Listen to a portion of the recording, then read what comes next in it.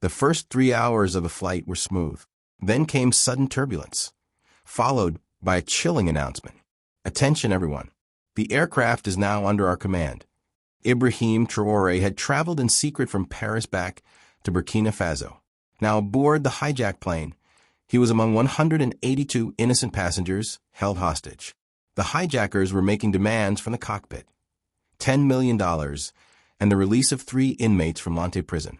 That was all they claimed to want. But if they'd realized Ibrahim Traoré was in seat 178, their demands would have taken a very different shape. Air France flight AF 726, en route from Paris to Ouagadougou, had begun as an uneventful afternoon trip. The plane carried mostly French tourists, business travelers, and Burkinabe citizens returning home. In seat 178, a man dressed in plain clothes, dark shirt, jeans, and sneakers, sat quietly by the window. A baseball cap and sunglasses concealed his face. No one around him knew he was Ibrahim Traoré, transitional leader of Burkina Faso. After quiet diplomatic talks in Paris, he'd chosen to fly without escort or announcement. Protocol drew attention, and he needed discretion. As the aircraft entered Malian airspace, a flight attendant serving hot drinks noticed 4 passengers rise at once. At first, it looked like an argument, until she saw the flash of metal. A gun. In shock, she dropped the tray, hot tea splashing across the aisle. "No one move." One of the men barked in Arabic with a French accent. "We control this plane. Follow orders and you won't be harmed." Traoré remained composed. His military training taught him the first minutes of a crisis were the most volatile. The men moved fast. 2 forced their way into the cockpit. The other 2 held the cabin. One at the front, one at the rear. Panic spread. Some passengers wept. Others clutched their phones. "We'll collect your devices now," said the hijacker at the back. "No resistance or suffer the consequences." Traoré discreetly slipped his phone into the seat pocket before they came through. The hijackers had not yet organized fully. They were rushing to maintain control. One of them returned from the cockpit and addressed the cabin. "This plane is now ours. We have 2 simple demands: $10 million and freedom for 3 prisoners from Lante prison in France. Cooperate and you'll go home safely." Traoré studied the man's face. He looked nervous, not hardened. A man driven by belief, not experience. The aircraft began circling over Mali under hijacker instructions, stalling for negotiation time. Ibrahim scanned the cabin. Next to him, an elderly Burkinabe woman trembled. Up ahead, a mother tried to soothe 2 frightened children. Across the aisle, 3 French businessmen whispered nervously. "Don't worry," Traoré whispered to the old woman beside him. "You're Burkinabe, aren't you, my son?" she asked through tears. "Yes, mother. We'll all return home." Suddenly, a hijacker emerged from the cockpit and grabbed a middle-aged French man. He began dragging him forward. "They're not taking us seriously," he yelled. "Maybe a hostage will change that." Traoré knew it was a turning point. He could reveal who he was, become a high-value hostage, and possibly save the others, but at the cost of a diplomatic storm. Or he could stay silent and wait. He rose to his feet, but held back his identity. One last effort first. "Stop," he said, firm but calm. "Negotiations take time. Act too fast and everyone loses." The hijacker turned, startled, pointing his weapon. "Who are you to speak?" "Just a passenger," Traoré said evenly. "But I understand negotiations. Using fear makes it harder to win." The man stared at him, unsettled. "Why are you so calm?" "Who are you?" "I used to be a diplomat," Traoré replied truthfully. "I know how agreements happen. If you want, I can help." The hijacker hesitated. Then he turned to the others, speaking quickly in Arabic and French. After a pause, their leader nodded. "All right, diplomat," he said mockingly. "Show us what you've got." "Come to the cockpit." Traoré moved slowly, never breaking eye contact. He walked the aisle, past tense faces and tearful prayers. The old woman he'd comforted murmured, "God protect you, my son." Inside the cockpit, the pilot and co-pilot looked exhausted. One hijacker manned the radio. "Who is this?" a voice asked over the line, clearly a French negotiator. "A diplomat," the lead hijacker replied. "He's going to assist with the talks." The negotiator on the other end sounded doubtful, but listened. Is this a trap? Yusuf asked, eyes narrowing. You brought a hostage, so no. Traoré replied calmly. I'm just a passenger. I want a peaceful resolution. Everyone deserves to go home alive. Ibrahim Traoré was thinking fast. To defuse this, he needed to understand the hijackers, their intent, their purpose. First, let's all stay calm, he said, addressing both the hijackers and the negotiator over the radio. Let's be clear. Your goal is the release of 3 prisoners and $10 million. Correct. Yes, said the leader. Our brothers are being held at Lante. We want them free. Who are these brothers? Traoré asked, deliberately composed. Malik Alzam, Riyad Hamoudi and Omar Benani. Yusuf replied. Not terrorists. Freedom fighters. They supported the Tuareg resistance in Mali. Traoré immediately recognized the names. The men had attacked French military targets, but they had also become martyrs for the anti-colonial movement in West Africa. I understand, Traoré said. And the money? To continue the struggle, Yusuf answered, until France is gone from Africa. Now it was clearer. These weren't professional hijackers. They were ideologues, desperate and driven by belief. Ibrahim understood the sentiment. He'd long criticized neo-colonial interference in the region, but violence was never his path. May I know your names? He asked. I'm Yusuf. This is Hakim, Jamal, and Ahmed, the leader said. Traoré nodded. All right, Yusuf. I can help, but you should understand, hostage negotiations take time. Governments, especially France, don't like being seen as negotiating with so-called terrorists. We're not terrorists, Yusuf snapped. We're fighting for justice, for Africa's dignity. I hear you, said Traoré gently. Have you explored nonviolent options? Political advocacy, international courts? We tried, Yusuf said bitterly. No one listened. My brothers have rotted in prison for 7 years. We had no choice. Traoré was building a strategy. These men weren't bloodthirsty. They were cornered. He could work with that. So what's your escape plan? He asked. Even if your demands are met, how will you leave? The men exchanged uneasy glances. Their silence revealed everything. We'll land in Mali. From there, we'll cross the border, Yusuf said, unsure. They'll catch you within minutes, Traoré warned. There'll be special forces waiting. That'll be the end. Doubt flickered in Yusuf's eyes. There might be another way, Ibrahim continued. Let me mediate. We can elevate the prisoner's case through legal channels. Get real visibility. No more violence. It's too late, Yusuf said. We've already crossed the line. It's never too late, Traoré replied, lowering his voice. But first, we need to protect the passengers. Just then, the cockpit radio crackled. The French negotiator's voice came through. Yusuf, we're reviewing your demands, but we need a gesture of goodwill. Release some hostages, children and the elderly. Yusuf considered. Fine, we'll release them, but we want fuel first. Understood, the negotiator responded. Divert to Bamako.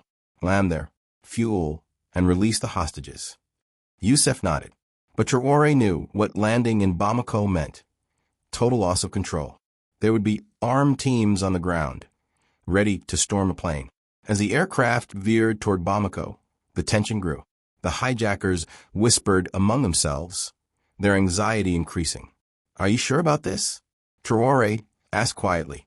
If you land in Bamako, you'll lose everything. What do you mean? Yusuf asked, defensive. The moment you touch down, special forces will surround you. You'll have no leverage, no future. Fear crossed Yusuf's face. Then what do you suggest? Traoré knew this was his moment. First, change course. Head to Niger, not Mali. There's less French military presence there. Second, keep your promise. Release the children and elderly, but stay in the air. Third, refocus your demands. Ask for fair trials, improved prison conditions, international oversight. Things governments might actually agree to. Yusuf hesitated. Why should I trust you? Maybe you're a French spy. Traoré smiled. I'm African. Like you, I've fought for this continent, but with different methods. I want freedom, too, just not through blood. The logic seemed to sink in. Yusuf turned to consult the others. Left alone with the pilot and co-pilot, Traoré heard a whisper. "Who are you really?" the pilot asked. "You're no ordinary passenger. Just someone trying to help," Traoré replied. "No," the pilot said. "You speak like a soldier." Traoré didn't answer. He just smiled. A few minutes later, Youssef and the others returned to the cockpit. "We accept your plan," Youssef said firmly. "We'll head to Niger. We'll stay in the air and we'll release the children." "How?" Traoré asked quietly. What do you mean, how?" Youssef replied, caught off guard. "I mean, how exactly do you plan to release the children in the air?" Traoré continued gently. "Drop them with parachutes?" Youssef's face shifted. He hadn't thought that far. "Maybe there's another way to build trust," Traoré offered. "Something safer. For example, you can record a video. Show that the children and elderly are unharmed. Send it to the authorities." Youssef considered this, then nodded. "That's reasonable. We'll do that." Step by step, Ibrahim was earning Youssef's trust. The cracks in the hijackers' plan were becoming clearer. They hadn't anticipated half of what they were now facing. Youssef turned to the cockpit radio. "We're changing course to Niger," he announced to the negotiator. "And we will send a video showing the children are safe." The negotiator's voice came back, startled. "Everything is prepared for Mali. Fuel, response teams, medical aid. Plans have changed." Youssef cut in sharply. "Fuel in Niger. We stay airborne until our demands are addressed." Traoré leaned in and whispered, "Now is the time to calm the passengers. Show them compassion. You don't want panic. Maybe distribute food, water, a sign of goodwill." Youssef looked at him, then nodded slowly. He returned to the cabin and ordered 2 of his men to hand out snacks and water. He also asked them to bring the children forward to begin filming the video. When Traoré stepped back into the passenger area, fear clung to the cabin like a heavy fog. Eyes searched his face, desperate for answers. An elderly woman beside him grasped his arm. "What's happening, my son?" she asked, her voice trembling. "Negotiations are still underway," he replied gently. "But don't worry, things are moving in a good direction." A few moments later, the children and their mothers were brought to the front of the plane. 6 children, ranging from a toddler of 3 to a quiet boy of 11, stood nervously, their eyes wide and confused. Their mothers tried to comfort them, whispering reassurances that sounded fragile in the still air. Ibrahim stepped forward and knelt down to the children's level. His voice softened. "Hello," he said kindly. "My name is Ibrahim. What are your names?" They answered one by one, hesitantly, eyes flicking between him and their mothers. "That's wonderful," he said with a warm smile. "I know this is scary, but you're very brave. We're going to shoot a video, like a little movie, so everyone knows you're safe. Once they see it, you'll be going home soon." His calm demeanor worked. The children began to relax. One girl even managed a small smile. Traoré stood and turned to Youssef. "This is how you lead," he said quietly. "Comfort makes people listen. Frightened children and panicked parents, those make everything worse." Youssef nodded, a flicker of respect in his eyes. "Have you experienced this before?" Youssef asked, his voice filled with curiosity. "I've had crisis management training," Traoré replied honestly, without revealing his full identity. The video was recorded, under Ibrahim's calm direction. The children smiled and waved the camera, softly saying they were okay. The video was transmitted to the negotiators. Time passed. The plane circled slowly in Niger's airspace. Fuel was running low. Back in the cockpit, Ibrahim approached Youssef. "We're approaching a decision point," he said gently. "Fuel is limited. What's your next move?" Youssef stared ahead, troubled. "What if they don't meet my demands?" "Then think," said Traoré, keeping his voice even. "What's the real goal? The release of your brothers? That's unlikely in the short term. But improving their prison conditions, securing a fair trial, bringing in international observers, that's achievable." Youssef considered his words, the weight of the moment settling on him. "Maybe you're right," he said finally. "But if I stop now, won't it all have been for nothing?" "No," said Traoré firmly. "You're not giving up. You're adapting. You're becoming smarter." Just then, the French negotiator's voice crackled through the radio. "Youssef, we have an update. A commission will be formed to examine the prisoners' treatment. Steps will be taken to improve their conditions. But their release is not possible at this time. Youssef turned to Ibrahim. What do I do now? This is a beginning, said Traoré. Now we'll negotiate for a safe landing and the release of hostages. And what about us? Youssef asked, his voice shaking. What happens to me and my brothers? Ibrahim saw it clearly now. These weren't hardened killers. They were desperate young men, caught in a storm of ideals and poor decisions. If you end this peacefully, it will matter in court, he said. You didn't hurt anyone. You showed restraint. That speaks volumes. Youssef conferred with his companions. After a tense silence, he picked up the radio. You've agreed to the commission and to improve conditions. Now let's talk about landing safely. The negotiator responded, a touch of relief in his tone. Understood. You may land at Niamey Airport. Everyone's safety will be ensured. Wait, Traoré interjected. You land in Niamey, and special forces will be waiting. That's a trap. Then where? Asked Youssef. Land in Ouagadougou, said Ibrahim. Burkina Faso. It's neutral ground. You'll be safer there. Youssef frowned. Burkina Faso? Isn't that under France's influence? Traoré smiled. Not anymore. Burkina Faso is charting its own path. France's reach doesn't extend there like it used to. The plane shifted course once more. As they neared Ouagadougou, Ibrahim prepared for the final act. Youssef, he said carefully, when we land you'll be surrounded, but surrender peacefully, and you won't be harmed. They'll imprison us, Youssef whispered. Yes, Ibrahim admitted, but you'll live, and you'll still have a chance to fight for your brothers through justice. Youssef nodded slowly. Okay, we land and release the hostages. The plane touched down on the tarmac at Ouagadougou Airport. Special forces stood at a distance, weapons lowered. First, the children and elderly were allowed to disembark. I want to leave too, said Traoré to Youssef. Why? What can you do for us now? It was time. Ibrahim removed his sunglasses and cap. Because I am Ibrahim Traoré, he said softly, President of Burkina Faso. Youssef's face twisted in disbelief. That's not possible. It's true, Traoré said calmly.